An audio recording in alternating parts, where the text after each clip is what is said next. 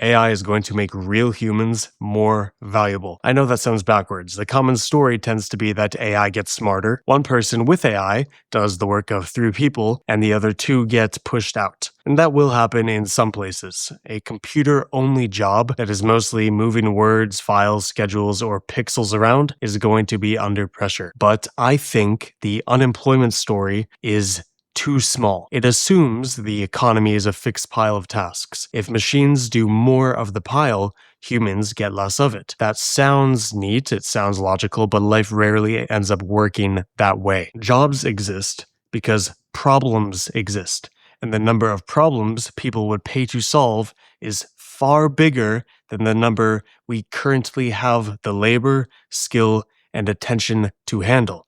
So the big mistake is imagining a fixed pile. Economists call this the lump of labor fallacy, which just means assuming there is a fixed amount of work to go around. That assumption really breaks fast. When electricity got cheaper, we found more things to do with it. When computing got cheaper, we built companies, media channels, marketplaces, tools, games, schools, and entire careers around it. AI may do the same thing to intelligence. If good thinking, planning, drafting, coding, editing, and analysis get cheaper, the world does not automatically need fewer people. It may try to do far more, which is where the optimistic case starts to make sense. AI can replace some labor, and it can also reveal hidden demand. It makes plans, experiments, and coordination cheaper. Then the world runs into the next bottleneck, which is people who can do the parts that still require a body, a reputation, a relationship, taste, and a real point of view. And I see this in my own work. If AI mentorship grows the way I want it to grow upon relaunch, which I'm considering, AI can help me outline lessons, write drafts, build worksheets, test offers, cut clips, organize notes, and answer basic questions, which means a one-person business can suddenly behave more like a small team. The tools move the scarce part of the work closer to me. Someone still has to decide what is true enough to teach, though. Someone has to know what beginners are actually confused about. Someone has to test the tools, notice where people get stuck, tell the story on camera, and make judgment calls when the AI produces something that sounds good but really just misses the point. And that someone in that case is going to be me. And Echo Improvement is the same, which is, by the way, a second YouTube channel I have. AI can help me gather references or clean up a draft, but it cannot live my life, carry my questions, notice the weird little tensions I cannot stop thinking about, or decide what sentence feels truly honest and coming from deep within. So yes, while the more generic writing, let's say, will get automated, the more a real point of view that requires actual experience won't. And that's because the physical world pushes back. Dr. Mike Isertel uses a protein bar example in his video that inspired me to make this video and also write a Substack post about it, and I think he gets the point across fast. Imagine AI agents that can design the formula, compare ingredients, model costs, create ad campaigns, write landing pages, negotiate with suppliers, and forecast demand. Again, focused on that protein bar example. All that is great.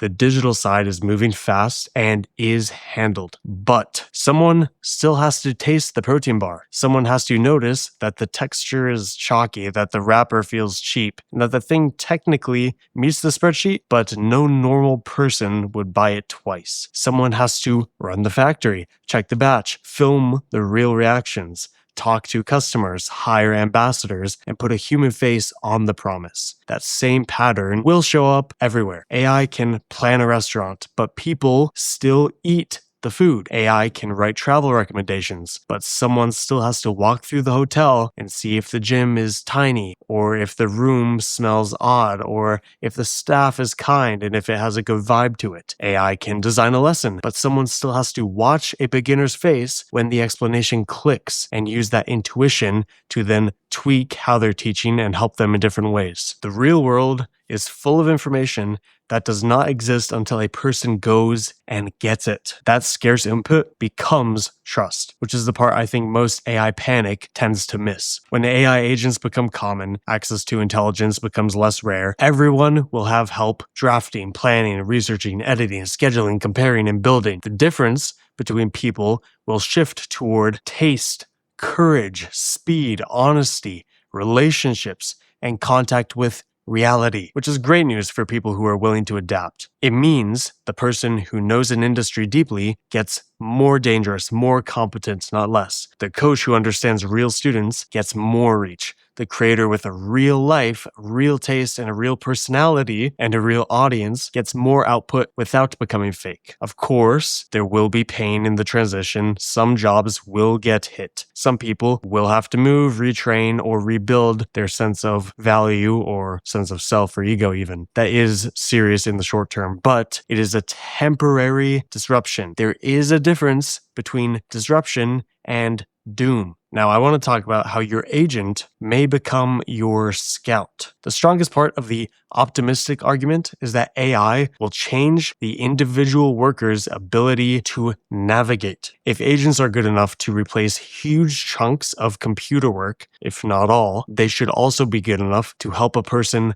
find new work. Your agent could study your skills, your temperament, your location, your constraints, and the job openings around you. It could find training before demand becomes obvious, prepare you for interviews, and help you get better once you start, which sounds strange only because we are used to career matching being sloppy. Most people choose careers with a few conversations, a school counselor, a search bar, a few LinkedIn pages, and a lot of guesswork. A serious personal AI agent could make that look medieval. So the same technology that shakes the job market may also make people way better at moving through it. So there's got to be some practical takeaway for everything I'm yapping about. Well, here it is. I would not build my life around AI cannot touch me. That is a bad bet, and I hope you realize that by now. AI will touch almost everything. The better bet is to become the kind of person AI needs in the loop. Build taste, build domain skill, build trust, build a real audience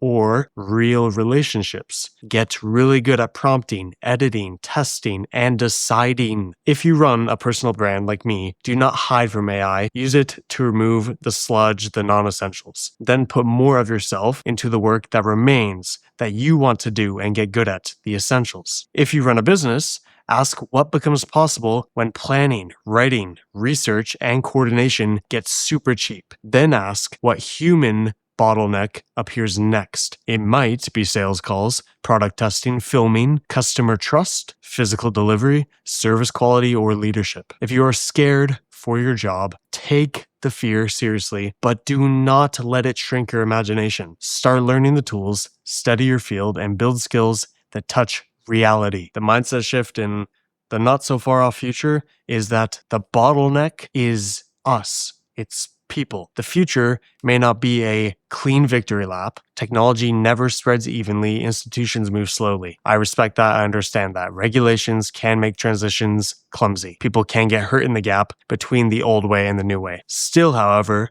I think the deeper story is more hopeful than the panicked version. AI changes where humans are needed most. When intelligence gets cheap, reality gets expensive. The person who can test, taste, teach, judge, trust, lead care, and show up in the real world becomes harder to replace because those things do not live inside a computer. AI will do more of the work than any technology before it. And that reality points to a stranger possibility. The world may finally have enough intelligence to notice how much human work was waiting to be done and give humans that work. That is all I have for you. That was actually a Substack post I wrote on echoimprovement.com. So check that out. Feel free to subscribe. YouTube's going to recommend one of my other videos that I definitely recommend you give a watch and just get better with AI overall. And you know what? Screw it. Feel free to subscribe as well and support me. Let me know if you like this lecture style of video at all, or any feedback is always encouraged. Thanks for watching. I'll see you in the next one.